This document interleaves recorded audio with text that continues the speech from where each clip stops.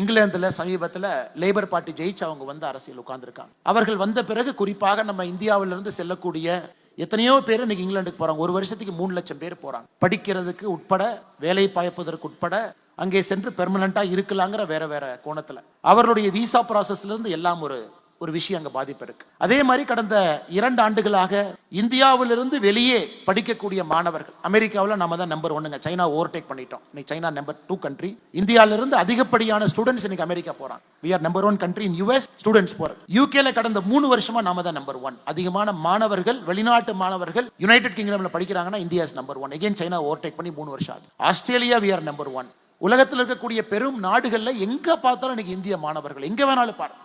United kingdom மாதிரி ஒரு சின்ன நாட்டில் 80 மில்லியன் 8 கோடி பேர் இருக்காங்க. ஒரு வருஷத்துக்கு 3 லட்சம் மாணவர்கள் உள்ள போறாங்கன்னா யோசிச்சு பாருங்க. ஒரு காஃபி கடைக்கு போங்க, அங்க நம்முடைய மாணவர் ஒருத்தர் இருக்கார், பார்ட் டைம் வேலை பார்க்கிறார். ஒரு ஷூ கடைக்கு போங்க, நம்முடைய பார்ட் டைம் மாணவர் ஒருத்தர் வேலை பார்க்கிறார்.